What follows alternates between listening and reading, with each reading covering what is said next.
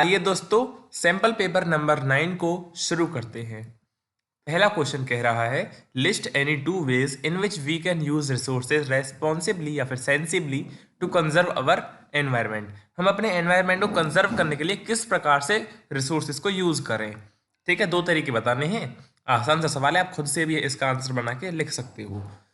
जैसे कि reusing paper, glass, plastic, water etcetera, taking cloth bags to market, repair leaking taps and pipes to avoid wasting water. दो तरीके लिखने थे, आप खुद से भी इसे बना के लिख सकते हो, कोई प्रॉब्लम नहीं है ना। Question number 2, what are the main goals of entrepreneurs. Entrepreneurs के मेन गोल्स बताने। क्वेश्चन में मिस्टेक है, यहाँ पे लिखना होता what are the two main goals of entrepreneurs. दो मेन गोल आपको बताने हैं। Earn profit and fulfil customer needs innovatively. This consists of environment-friendly methods of farming that allow the production of agricultural crops or livestock without damage to human or natural systems। इतना पढ़ के ही आपको answer जो है समझ में आना चाहिए कि इसका आंसर होगा सस्टेनेबल एग्रीकल्चर। क्या होगा इसका आंसर? Sustainable agriculture. आप बोलोगे इतना पढ़ के ही जब आंसर समझ में आ रहा है तो इतना क्यों लिखा है आपने फिर क्वेश्चन में? ये मैंने इसलिए लिखा है ताकि आपको और आगे थोड़ा सा समझा सकूं। मान लो ये 2 नंबर के क्वेश्चन में आ गया तो आप कैसे लिखोगे, है ना। तो आंसर तो इसका है सस्टेनेबल एग्रीकल्चर। अब क्या होता है सस्टेनेबल एग्रीकल्चर?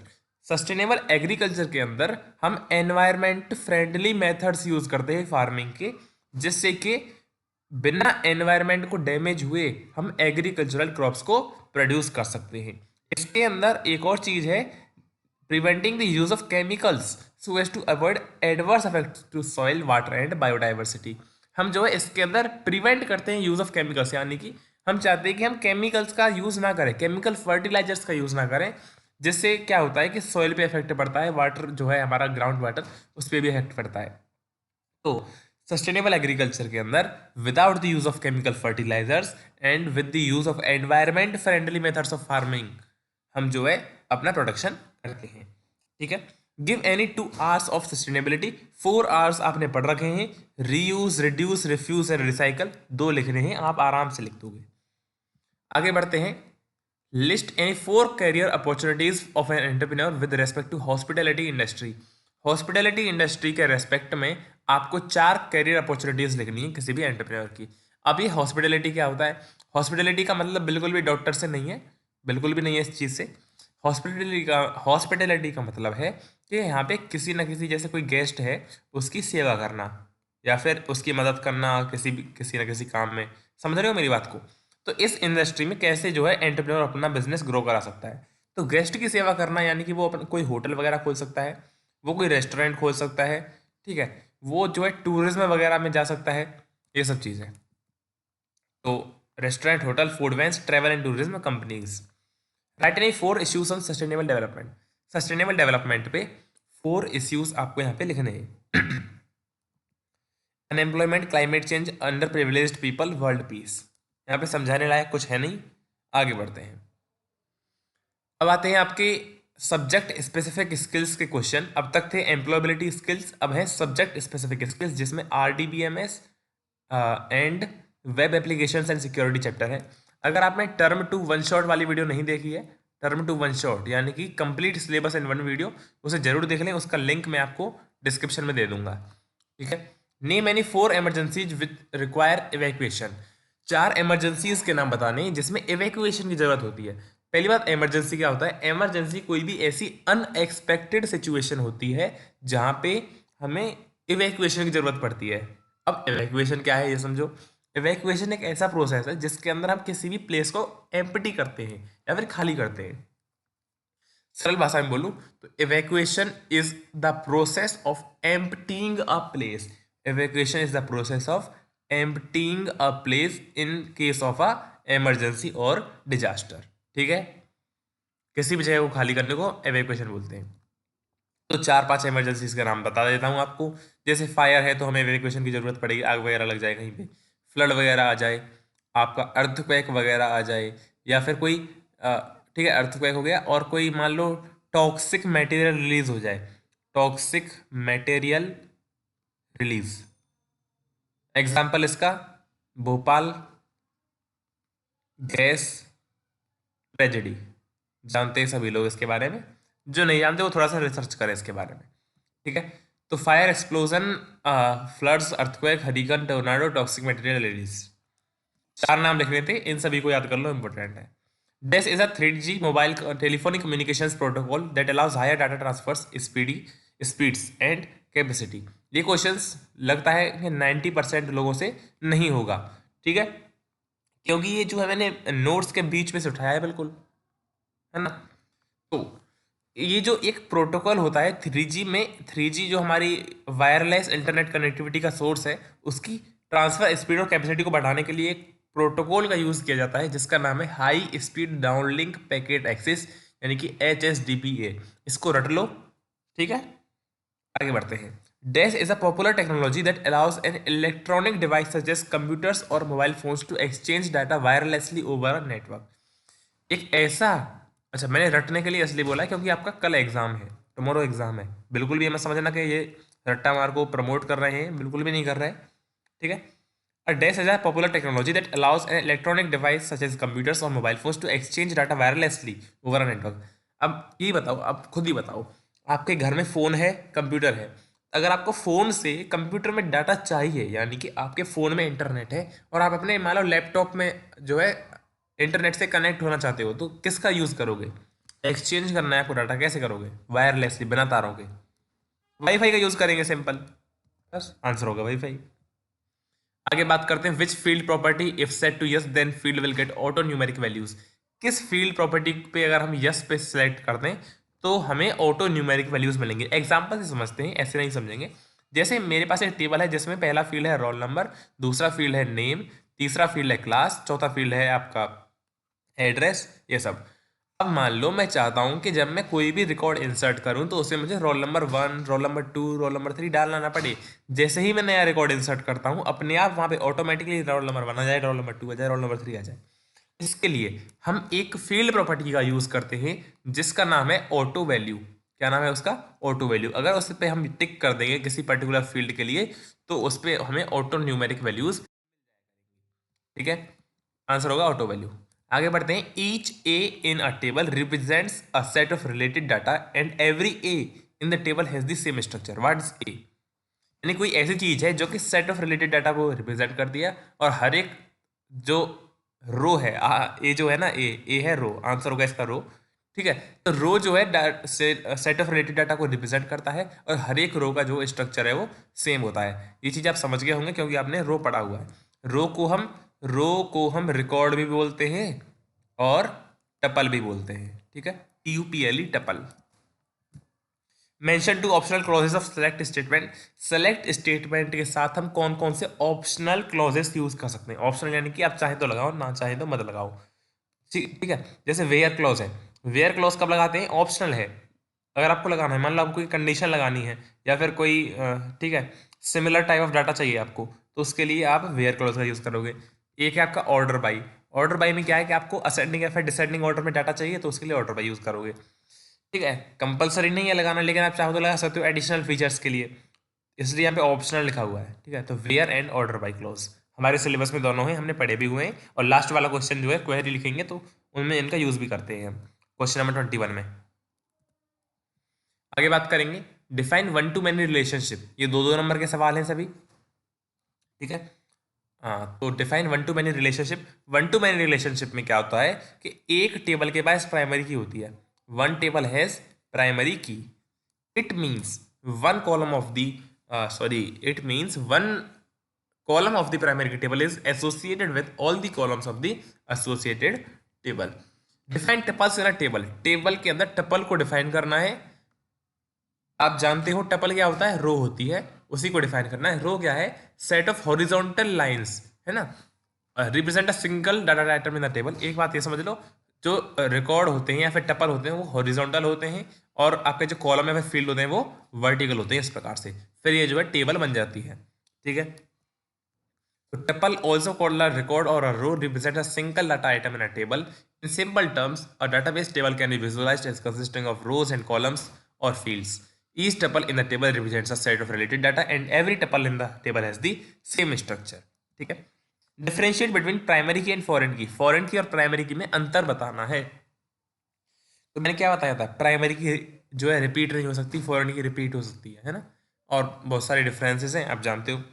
प्राइमरी की एक यूनिक वैल्यू होती है जिससे हम किसी भी रो को आइडेंटिफाई कर सकते हैं, लेकिन फॉरेन की से जो है हम कॉलम और सेट ऑफ कॉलम्स को फाइंड करते हैं दैट रेफर्स टू कॉलम और set of columns in other reference table, यानी कि एक टेबल में जो है एक सेट ऑफ कॉलम्स है और वो उसका यूज करके हम दूसरी टेबल से रिकॉर्ड को फाइंड आउट करने के लिए फॉरेन की का यूज करते हैं। एग्जाम्पल से मैंने आपको अच्छी तरह से समझाया था कि एक मेरी मेन टेबल है जिसके अंदर मैंने रोल नंबर और नेम और एड्रेस लिखा हुआ है, तो दूसरी टेबल है जिसके अंदर लाइब्रेरी की टेबल है जिसमें मैंने सीरियल नंबर, फिर रोल नंबर, फिर बुक, फिर डेट ऑफ इश्यू, ये सब लिखा हुआ है। तो केवल रोल नंबर को डाल के ही मैं उसके नेम और एड्रेस बाकी सब डिटेल्स एक्सट्रैक्ट कर पा रहा हूँ, मुझे उसका नेम वगैरह डालने की जरूरत नहीं है। ये किस लिए पॉसिबल है? क्योंकि यहाँ पे रोल नंबर जो है फॉरेन की का काम कर रहा है। किसका काम कर रहा है?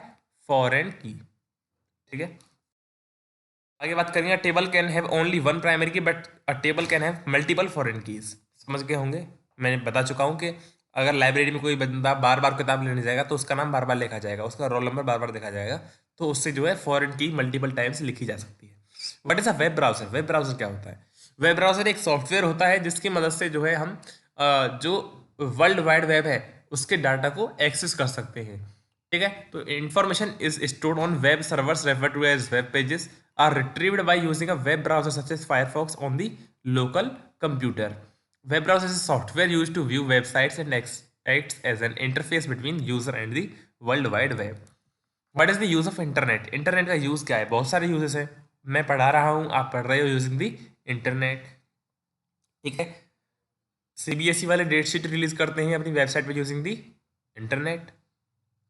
Internet is one of the most useful technologies of modern times which help us in our daily personal and professional life. Internet is widely used by students, education institutes, scientists and professionals to gather information from research and journal information. Also यहाँ पे लिख सकते हो entertainment के लिए भी internet का use क्या होता है, किया जाता है entertainment। और क्या लिख सकते हो? Maintain contact with friends who live at distance from us, यानी कि जो फ्रेंड्स आपसे दूर रहते हैं उनसे कांटेक्ट बनाए रखने के लिए भी हम इंटरनेट का यूज़ करते हैं। ठीक है, सोशल मीडिया है ना। Explain the use of first aid. First aid का यूज़ समझाना है। फर्स्ट एड क्या होता है? Immediate assistant provided to the injured to save life and minimise health loss till the proper medical aid facilities provided. यानी कि मान लो कोई किसी के चोट लग गई तो उसे जब तक डॉक्टर आता है या फिर जब तक उसे हॉस्पिटल लेके जाया जाता है उससे पहले जो उसे इमीडिएट असिस्टेंस प्रोवाइड की जाती है, जैसे हमने डिटॉल डिटॉल वगैरह लगा दी है थोड़ी सी, तो इसे हम फर्स्ट एड बोल देते हैं। ठीक है, आप जानते हो, फोर्थ क्लास का बच्चा ही बता देगा इसे। Assure the injured to remain calm and not to panic. जिसे इंजरी हुई है उसे बोलो कि भैया शांत रहे, परेशान ना हो। Keep them warm if they are under shock. अगर उनको शॉक लगा है तो उनको गर्म रखिए, थोड़ा सा वार्म रखिए। Do not move the victim in case of back और नेक इंजरी। अगर उनके बैक में या फिर नेक में इंजरी है तो उनको इधर उधर ना घुमाएं, एक जगह ही उसे बैठा के रखें। Question number 19, what is DBMS? Explain any two advantages of DBMS. Database management system क्या होता है? ये एक सॉफ्टवेयर होता है जिसकी मदद से हम डाटाबेस क्रिएट, मैनेज और यूज कर सकते हैं। एग्जांपल्स हो गए आपके Open Office Base, Microsoft Access, IBM DB2, और क्या हो गया आपका माई सिक्वल, सिक्वल लाइट, ये सब। तो DBMS is a software package. DBMS यानी कि Database Management System is a software package with computer programs that controls the creation, maintenance, and use of an integrated collection of data, records, files, and other objects. It allows organizations to conveniently develop databases for various applications. Advantages लिखने यहाँ पे दो, आपको तो बहुत सारे advantages पता है, जैसे कि आपका डाटा सिक्योरिटी हो गया, डाटा बैकअप एंड रिकवरी हो गया, डाटा रिड्यूसेस डाटा रिडंडेंसी हो गया, डाटा कंसिस्टेंसी या फिर डाटा इंटीग्रिटी हो गया आपका। तो बहुत सारे एडवांटेजेस मैं पढ़ा चुका हूँ आपको, एक बार देख लो। Data integrity means the data is accurate and consistent in the database. It is very important as there are multiple databases in the DBMS so that it helps to produce the correct result. Data sharing. In a database, the users can share the data among themselves. Data can be shared for multiple purposes with the users located at different geographical locations. Then remote users can also access the database simultaneously. आगे बात करेंगे, right 3 examples of wireless internet connectivity. Wireless internet connectivity के 3 examples आपको देने हैं। तो भाई 4 number का सवाल 3 एग्जांपल देके तो बात नहीं बनेगी, उनको एक्सप्लेन भी करना पड़ेगा, तो बिल्कुल कर देंगे। 3G, 3G की फुल फॉर्म होती है थर्ड जनरेशन। ये क्या होता है 3G, इसको समझते हैं।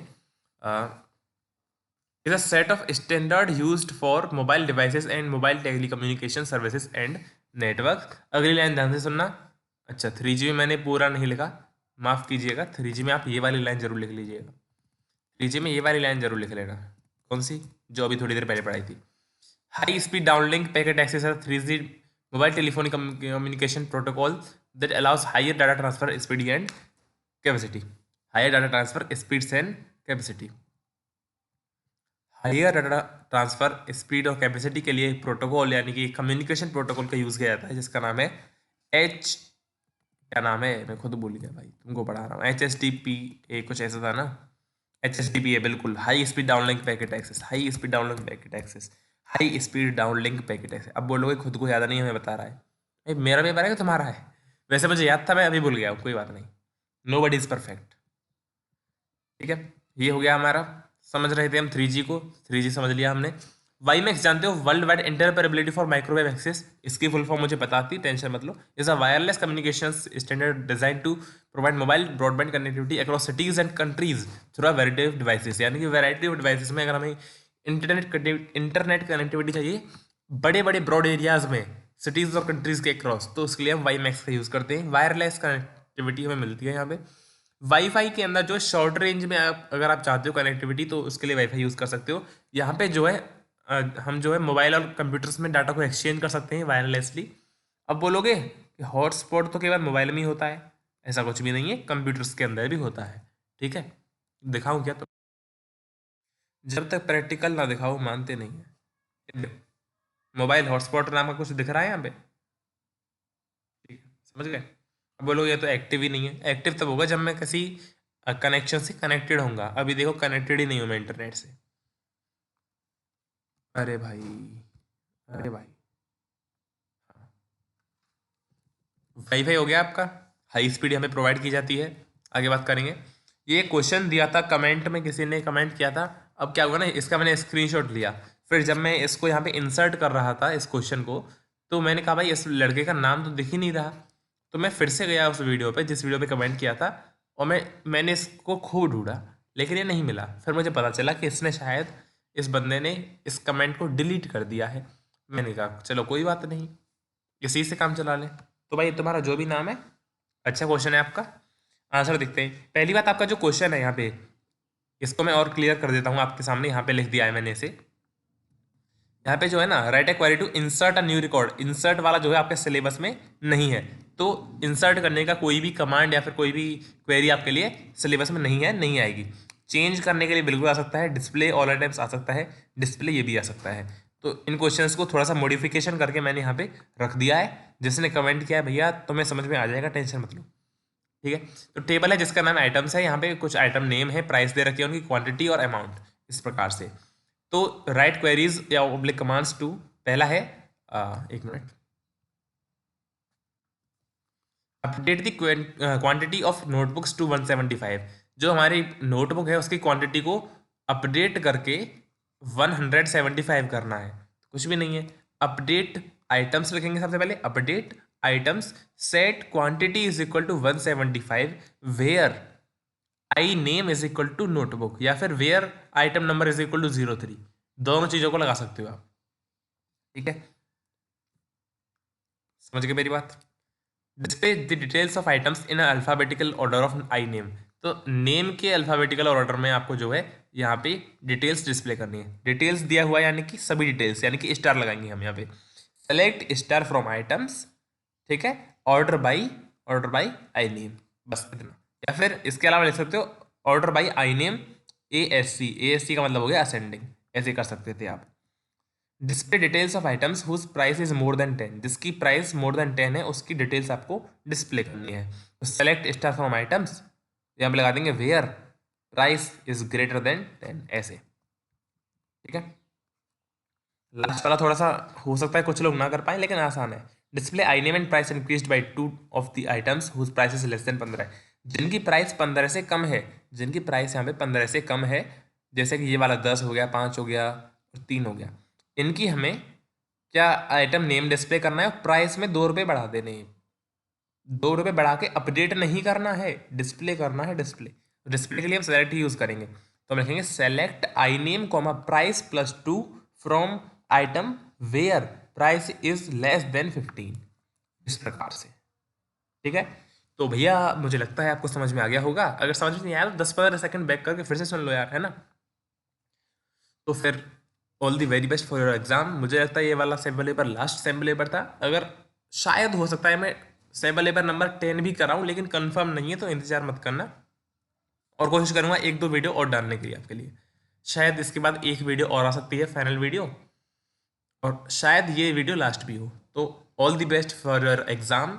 और कल आंसर की हम ज़रूर करेंगे, मतलब सॉल्यूशंस कराऊंगा आपके पेपर के, तो आ जाना। Thank you.